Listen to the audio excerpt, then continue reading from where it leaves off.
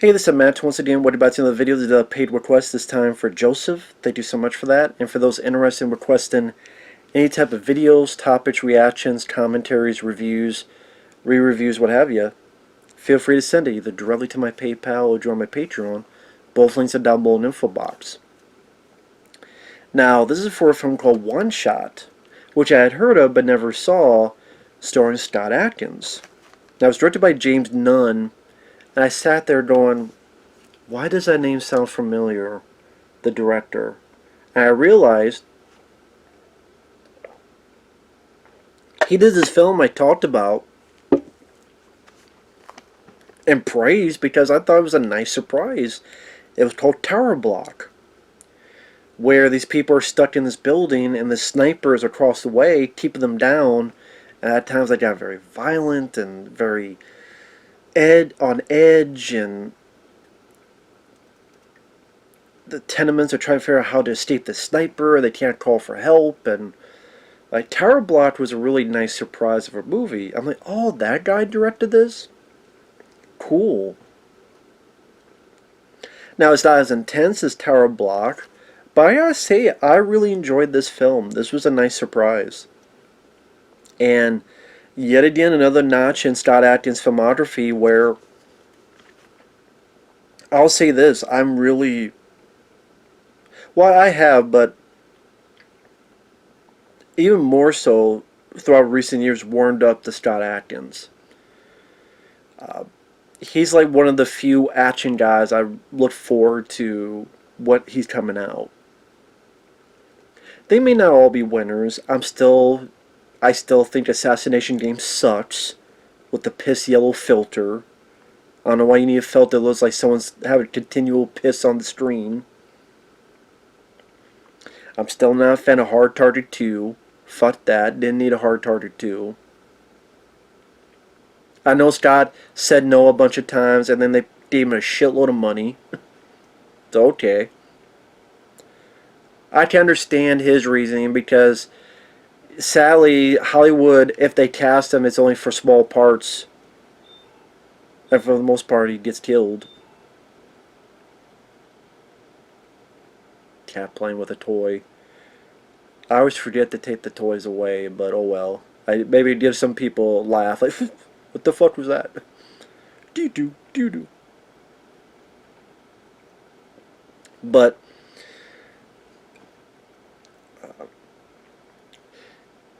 I mean, I love every Scott Adkins films, but you know what? He's going a bigger, better filmography the more I see, because I enjoy Undisputed 2, 3, and 4. I loved Avengement. I really enjoyed Accident Man was a lot of fun. I liked Accident Man 2. That's a film in 2022 I actually did like. The Debt Collectors, not the first one, that was awful, but the second one I really enjoyed.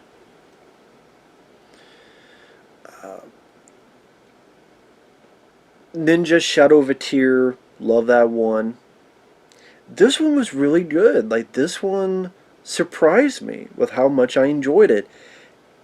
Yes, it's low budget. It's a movie that tries to look like One Shot, and I thought they did a really capable job for its low budget. And what I mean by low budget, like, it's not like it's the most crisp cinematography or lighting. Pretty basic on that, but it's tough to try to make a movie look like One Shot. I thought they did a very commendable job. The story is as basic as it can be, and some people may not care for it because of that. It's a very, very simple story. Scott Adkins leads a team of Navy SEALs.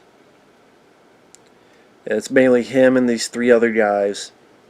They're with this female analyst, and they're supposed to escort this prisoner off this island, which is a black site for CIA operations, kind of like a prison. So it's a prisoner transfer. Scott Adkins leads his team with this analyst, get the prisoner, get him off. Well, not that kind of off. Get him off the island, go back to the U.S., because the guy has very pertinent answers they need to get out of him. and you find out later what that is. Ryan Phillippe is in the film. Now, he's in the film for like probably a total of 10, 15 minutes is pushing it, because he shows up near the beginning, then the shit really hits the fan, and then he pops up later on. So like I said, maybe 10, 15 minutes he's in it at most. Ryan Phillippe, it depends. Like, I didn't mind him, and I know we did last summer. I don't mind him in Cruel Intentions. So it just depends. Like, he did fine here. Scott Adkins, I thought, did a good job. Like I said, this is not a movie that there's just no time to get to know the characters. There's no time to really get to know a lot of tremendous backstory. It's pretty much like the title suggests. They go in. Ryan Phillippe's like, "What the hell are you guys doing here? I'm keeping this prisoner on my island. I'm going to get this settled. I'm going to call someone." The analyst goes to talk to the prisoner. The prisoner says, "I didn't do anything. I'm innocent." Then about, I don't know, 15 minutes into the film or so, the shit hits the fan. And that's when it's just non-stop action. I will say, for the low budget they had, they got... I really enjoyed its relentless pace on it. At least I felt that way. Where you might as well say Scott Adkins kills like 100 people. It felt like it was a video game. Survive the next wave. And because of the budget, it's not big grandiose scenes. It's not 1917, which was a cool like one-shot movie. It was actually, that's a movie I'd actually like to pick up sometime. 1917, as well as this and some of Scott Adkins' films. But God, what was I going to say? It doesn't have the ability to have grandiose scenes, but I think for its down and dirty aspects, it's pretty damn entertaining.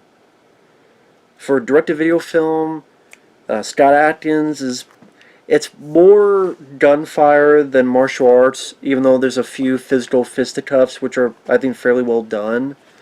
But I thought it made sense in this instance, and it worked out better, and in this, it made sense in this situation with everybody with guns, and it's just, they're coming out of the woodwork. Fucking cockroaches everywhere. They're coming out of the woodwork. And I liked how fast it kept going. It just was never bored. Like a big fucking body count. The insurgents just keep coming. Him and his team holding them back. He's seen some of his buddies die. Even though we don't know him, the fact that the camera sticks with the guy, you feel bad. Just because, like, they're trying to help him. They can't do anything to do it. Like, you've seen a guy die before your eyes, and there's nothing they can do about it. So it's like, I don't know the guy, but by the way the director handled it, I still felt a bit bad. Guy trying to gasping for air. There's a bit with Scott Adkins goes AWOL with a knife. Just I mean, he kills like fucking 10 people, 12 people with a fucking knife. I'll say this, I'll take this over Universal Soldier Regeneration any day. Does that try to have the scene with Van Damme with a knife? I'm like, I'll take this movie any day over that.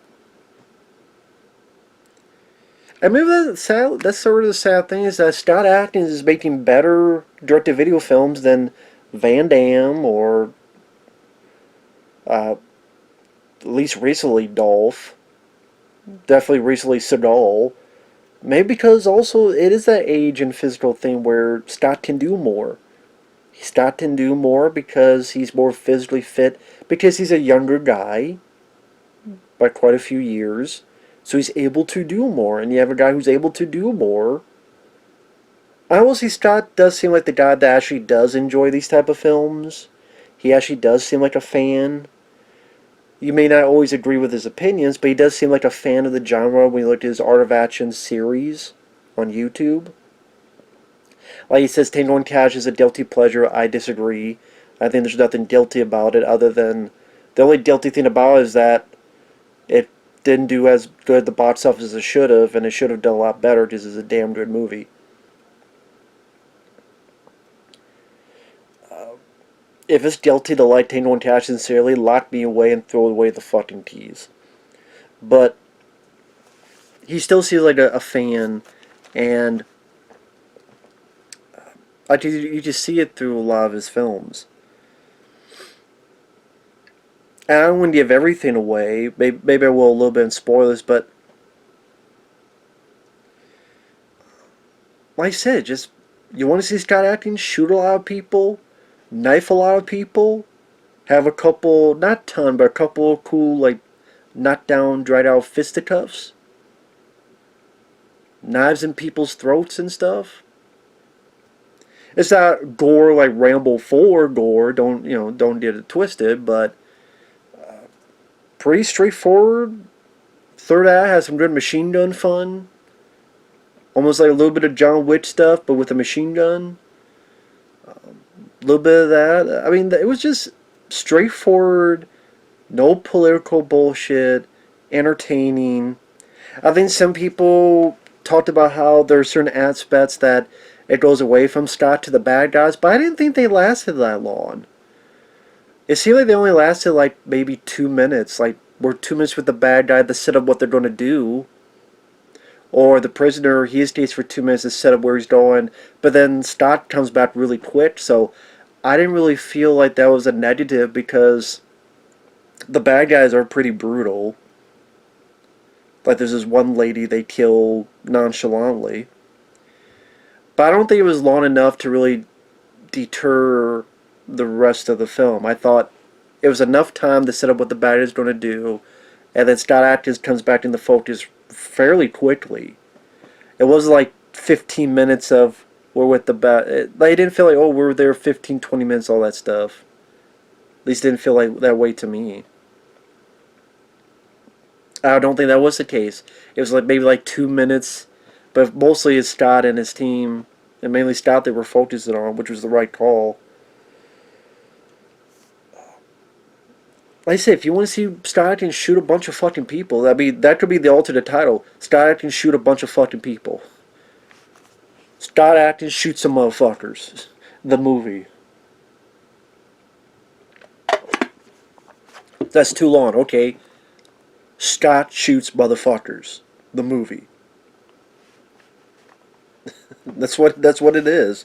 So if you're expecting like a more detailed plot or dramatic backstory, this may not be the movie for you. But if you want to see Scott shoot a bunch of motherfuckers, this is the movie for you. So I did find that refreshing in a way, in its simplicity. It was entertaining. And this is definitely in my top 5 Scott Adkins films. Like Ninja Shadow of a Tear would be in there. I don't put Aston Man 1 and 2 in the same thing. That's in there. I did like The Debt Collectors. I did like Avengement. Well, that's 4. I guess one shot of 5, yeah. Yeah, I guess so. I don't know what ranking, but...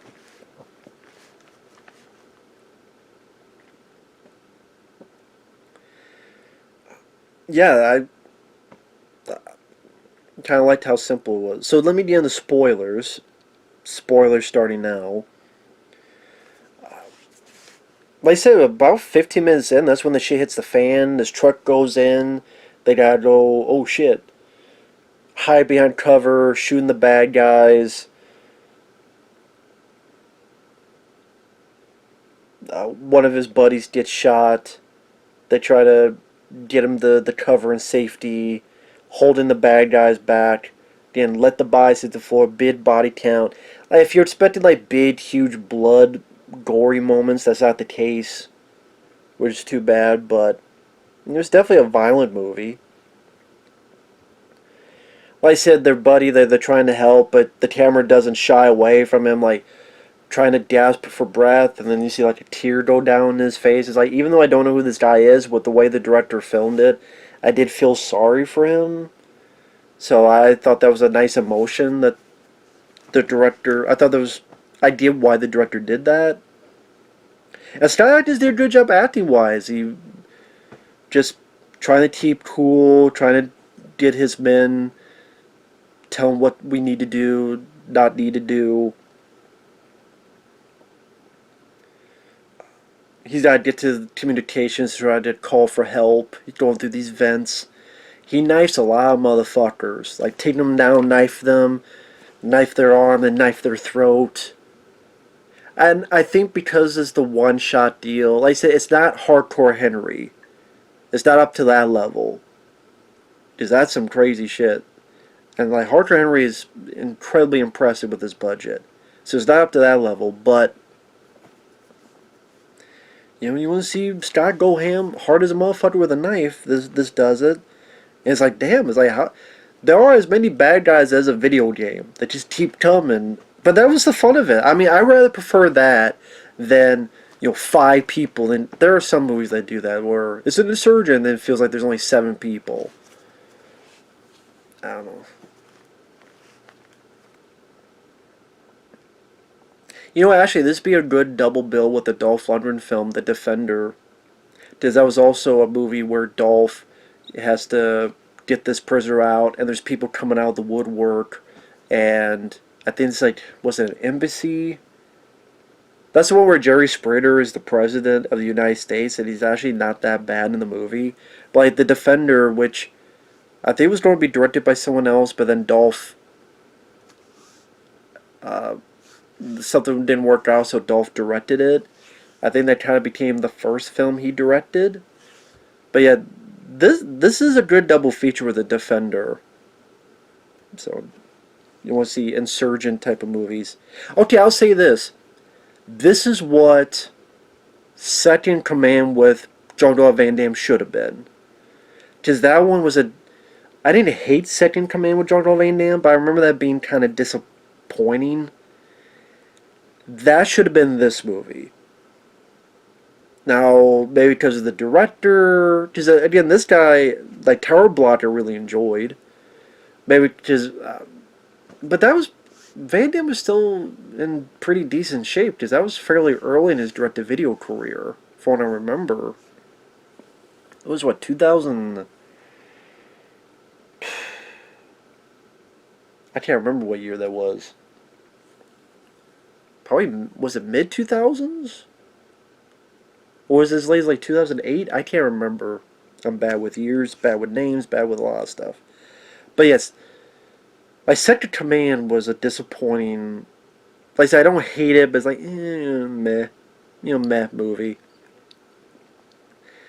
I kind of wish that movie was like this movie here. And I'm a sucker for movies trying to do the one-take thing, because it's such a difficult venture to do.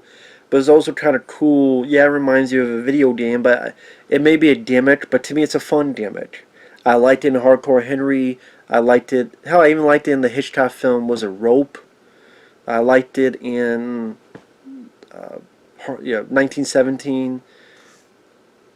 Doesn't mean it's always a great movie, but I do like that gimmick a lot. And I'm fine with more movies trying to do that gimmick, because it makes things a bit different, makes things a bit more fresh and unique, and I think they did a very commendable job making it seem that way. Very commendable job. I liked a lot more than, what was that samurai movie, whatever I saw? It was about, it was trying to do one take. I forget what the fuck it was called. Was it 99? No. I can't remember what it was, but it was like a samurai or something with a sword. It's trying to do one take, and that's a film that got boring after a while. This didn't. I didn't mind the music for what it was, kind of this ongoing drum and beat to try to be a bit, and again, not nearly as intense as Tower Block, but it tried its best. Yeah, like I said, as a spoiler, Scott's knifing the motherfuckers. Finally, Beast Bat Ryan Phillippe, who gets the radio working. Okay, you do that. I'll make it so that they don't come near you. Shoots more fucking bad guys. Now, we go to the bad guys, but I was fine with that because they're able to explain the kamikaze thing, where I thought this was interesting that they talk a guy into being a kamikaze, and you tell from the guy's face he doesn't want to fucking do it. Does you look at his face? He's tearing up a bit. I'm like, dude, just don't fucking do it, or say fuck you. You do it if you think you're so goddamn holier than thou to do this. You fucking do it. You put the fucking thing on. Wow, they taught this guy into doing this. And like I said, it's not like it takes 10 minutes for that. At least it didn't seem like to me it was like 10 minutes. Maybe it was, but it didn't seem like that way to me.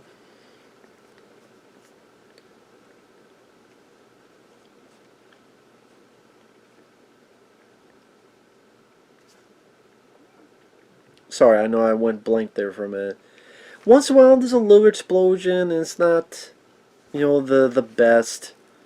But I thought, again, they did it in a way to try to hide some of his inefficiencies.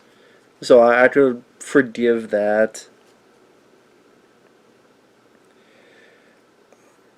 Again, this is more Scott with firearms than if you're looking for Boyka, that type of fighting, you're not going to get it here. But there's a couple decent fisticuffs. This big guy that's fighting back and forth, and we see like behind these like like a jail cell thing. When he's fighting the bad guy, there's some good stuff there. I do think that was actually a pretty decent fight. Nice comeuppance for the bad guy, the slow knife right into the neck.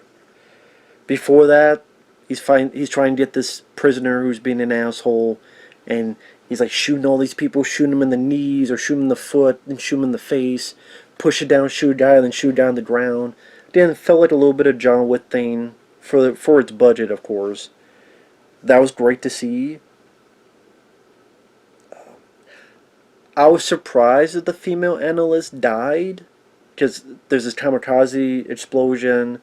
Scott's trying to wake up, and there's her being impaled. I didn't expect that, because honestly, because nowadays, you're not supposed to kill a woman. You're sexist if you do. No, anybody is fair game. Men, women. Look at Rambo 4. Everybody's fair game. Even little kids, babies are thrown into fires. Because bad guys don't give a fuck.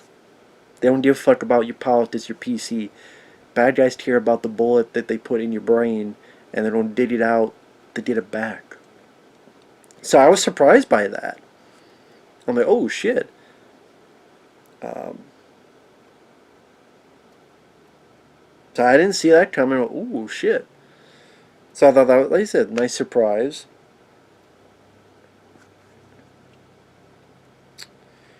And I said you get some machine gun fun. Scott kicking the bad guy's ass, knife into the neck, very slowly, because this was a evil son bitch that deserved it. And then Scott has the prisoner. Ryan Phillippe is alive. Scott's going to get the prisoner on the helicopter. Ryan Phillippe's going to wait for the next one, and then the movie ends.